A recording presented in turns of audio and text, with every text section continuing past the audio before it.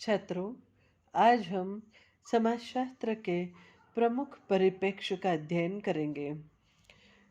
समाजशास्त्र में ऐतिहासिक परिप्रेक्ष्य पर हम चर्चा प्रारंभ करते हैं। ऐतिहासिक परिप्रेक्ष्य का समाजशास्त्री तथा मानवशास्त्रीय अध्ययनों में अनुपम घटनाओं एवं परिस्थितियों को समझने के लिए अनेक विद्वानों ने प्रयोग किया है। इसमें घटनाओं या परिस्थितियों का अध्ययन उनके विशेष प्रारंभिक कारकों का पता लगाकर किया जाता है। टी.बी. बोटोमोर के अनुसार ऐतिहासिक व्याख्या, जो कि ऐतिहासिक परिप्रेक्ष्य का मुख्य उद्देश्य है, इसका अभिप्राय उन प्रारंभिक परिस्थितियों का वर्णन करना है जो कि विशेष घटना को जन्म देती है। इनके अनुसार सामाजिक विज्ञानों में वैज्ञानिक व्याख्या ऐतिहासिक व्याख्या के बिना अधूरी है। ऐतिहासिकता परिप्रेक्ष्य में सामान्यतः ऐतिहासिक सामग्री या द्वितीय क्रम के प्रलेखों से संकलित आंकड़ों का ही प्रयोग किया जाता है, परंतु अनुसंधानकर्ता प्राथमिक आंकड़ों द्वारा इनकी प्रामाणिकता की जांच कर सकता है। ऐतिहासिक परिप्रेक्ष्य द्वारा सामान्यतः उत्पत्ति एवं विकास संबंधी अध्ययन ही किए जा सकते हैं तथा अनुपम घटनाओं के अध्ययन के कारण यह सामान्यीकरण में अधिक सहायक नहीं है। समाजशास्त्र में August Comte, Herbert Spencer, L T. Hobhouse, Karl Marx, Max Weber, C. Wright Mills तथा रेमंड एरो जैसे विद्वानों ने ऐतिहासिक परिप्रेक्ष्य का अपने अध्ययनों में प्रयोग किया है, जबकि मानवशास्त्र में रेडक्लिफ ब्राउन ने भी ऐतिहासिक परिप्रेक्ष्य का प्रयोग किया है। छात्रों, अब हम समाजशास्त्र में तुलनात्मक परिप्रेक्ष्य का अध्ययन करेंगे। तुलनात्मक परिप्रेक्ष्य को काफ़ी समय से समाजशास्त्र एवं मानवशास्त्र का सर्वोत्तम परिप्रेक्ष्य समझा जा रहा था। दुर्खिम पहले समाजशास्त्री हैं जिन्होंने इस परिप्रेक्ष्य का विधिवत प्रयोग अपने आत्महत्या के अध्ययन में किया। तुलनात्मक परिप्रेक्ष्य में दो घटनाओं, परिस्थितियों, संस्थाओं तथा समाजों इत्यादि की तुलना की जाती है। तुलना के पश्चात जो अंतर एवं समानताएं दिखाई देती हैं, उनके आधार पर घटनाओं एवं परिस्थितियों को समझने का प्रयास किया जाता है।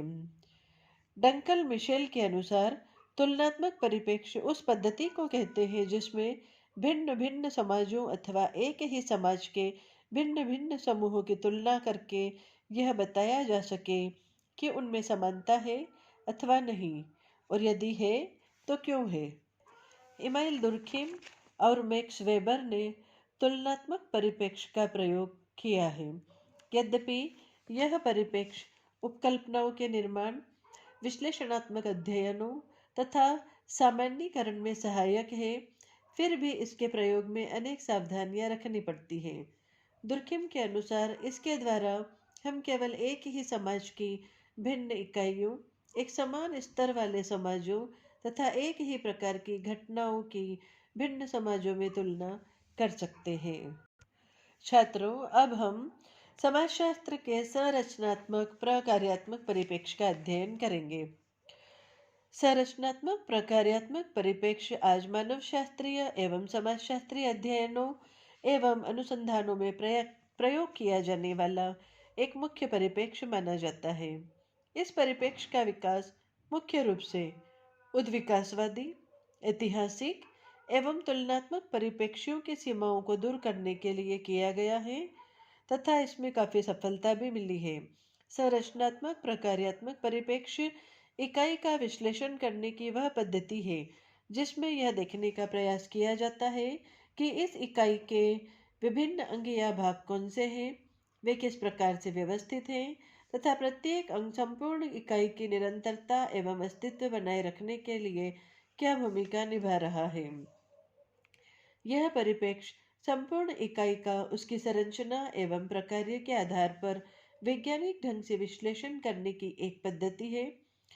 इसका उद्देश्य इकाई का निर्माण करने वाले अंगों या भागों का पता लगाना तथा इन अंगों के स्थान, स्थिति एवं प्रकार्यात्मक संबंधों का पता लगाना है। समाजशास्त्र में संरचनात्मक प्रकार्यात्मक परिप्रेक्ष्य के साथ Spencer, Emile Durkheim, Merton, Parsons, Levy जैसे विद्वानों का नाम जुड़ा हुआ है और मानव शास्त्र में रेडक्लिफ ब्राउन, मेलिनोवस्की, नेडल, फोर्ज तथा फिर्थ आदि विद्वानों के नाम जुड़े हुए हैं। छात्रों, अब हम संघर्षात्मक परिप्रेक्ष्य पर चर्चा करेंगे। संघर्षात्मक परिप्रेक्ष्य द्वारा समाज में पाए जाने वाले तनाव एवं संघर्ष का विश्लेषण किया जाता है।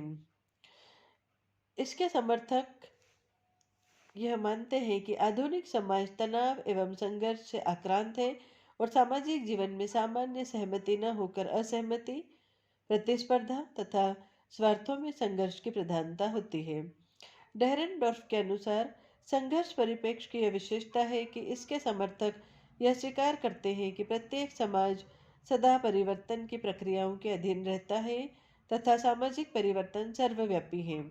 साथ ही प्रत्येक समाज सदा मतभेद एवं संघर्ष प्रदर्शित करता है और समाज का प्रत्येक तत्व इसके विघटन एवं परिवर्तन के लिए योगदान देता है। संघर्षात्मक परिप्रेक्ष्य में मूल्यों की एकात्मकता के स्थान पर संघर्ष की परिस्थितियों को सामाजिक व्यवस्था के केंद्रीय तत्व के रूप में मान्यता प्रदान की गई है।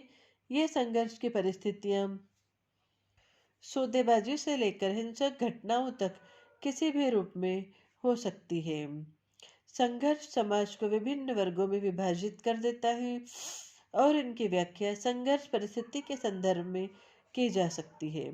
समाजशास्त्र में संघर्ष परिप्रेक्ष्य के साथ George Simmel, Coser, Karl Marx, Dahrendorf, Michels, Oppenheimer आदि के नाम जुड़े हुए हैं। संघर्ष परिप्रेक्ष्य का प्रयोग यद्यपि मुख्य रूप से संपूर्ण सामाजिक व्यवस्था, विशेष रूप से राजनीतिक व्यवस्था का अध्ययन करने के लिए किया गया है, परंतु यह संघर्ष की अन्य परिस्थितियों को समझने में भी सहायक है। इसके द्वारा हम मौलिक संघर्ष परिस्थितियों के वर्गीकरण, समाजीकरण एवं शिक्षण, क्रांतिकारी और संधि परिस्थितियों, शक्ति के आदर्शों और व्यवस्थाओं से संबंधित विविध प्रकार की अन्य समस्याओं का अध्ययन भी कर सकते हैं। कार्ल मार्क्स को संघर्ष परिप्रेक्ष्य के समर्थकों में सबसे प्रमुख स्थान दिया जाता है। इन्होंने संघर्ष का आधार उत्पादन के साधन बताया है तथा सभी समाजों को वर्ग संघर्ष का इतिहास बताया है। कार्ल मार्क्स के लिए वर्ग के हित तथा शक्ति के लिए संघर्ष सामाजिक तथा ऐतिहासिक क्रियाओं के मूल निर्णायक है। इनका वर्ग संघर्ष का सिद्धांत भौतिकवाद को महत्वपूर्ण स्थान देता है। छात्रों, अब हम व्यवहारात्मक तथा अंतरक्रियात्मक परिप्रेक्ष्य के बारे में अध्ययन करेंगे।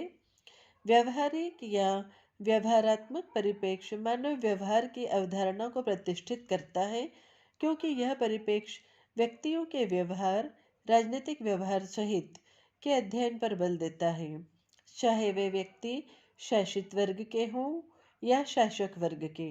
इसमें व्यक्तियों के व्यवहार की तुलना भी की जाती है तथा यह अनुभविक एवं वैज्ञानिक अध्ययनों पर बल देता है। आमंड, दहेल, स्टर्न तथा लेसवेल जैसे विद्वानों के नाम इस परिप्रेक्ष्य के साथ जुड़े हुए हैं। व्यवहारात्मक परिप्रेक्ष्य के 4 प्रमुख लक्षण बताए जाते हैं। पहला, यह व्यक्तियों और सामाजिक समूहों के व्यवहार का विश्लेषण करने में सहायक है। दूसरा, यह सामाजिक मनोविज्ञान, समाजशास्त्र तथा सांस्कृतिक मानवशास्त्र से विषय संदर्भ लेकर अनुसंधान एवं सिद्धांत का विकास करने में सहायक है। तीसरा, यह अनुसंधान और सिद्धांत की पारस्परिक अंतर्निर्भरता में विश्वास करता है तथा इस तथ्य पर बल देता है कि तथ्य सिद्धांत की ओर तथा सिद्धांत तथ्य की ओर जाने चाहिए। चौथा, यह मान्य, विश्वसनीय तथा परिशुद्ध प्रविधियों और पद्धतियों द्वारा तथ्यों के संकलन को महत्व प्रदान करता है। व्यवहारात्मक परिप्रेक्ष्य ने अनुसंधान की पद्धतियों एवं यंत्रों को विकसित करने एवं उन्हें अधिक सटीक बनाने में विशेष योगदान दिया है। अंतर्वस्तु विश्लेषण, केस विश्लेषण, साक्षात्कार एवं प्रेक्षण तथा सांख्यिकी के क्षेत्र में इसका विशेष योगदान रहा है। राजनीतिक शास्त्र में व्यवहारवादी परिप्रेक्ष्य को एक आंदोलन माना गया है।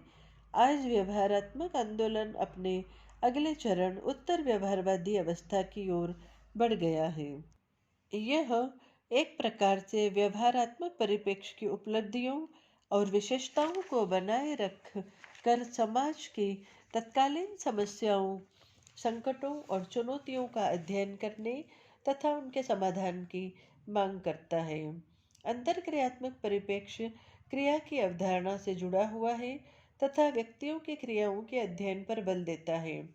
क्रिया के अंतर्गत वह सारा व्यवहार सम्मिलित किया जा सकता है जिसके साथ कर्ता का प्रातिकिक अर्थ होता है, अर्थात जो अन्य व्यक्तियों से प्रभावित होता है।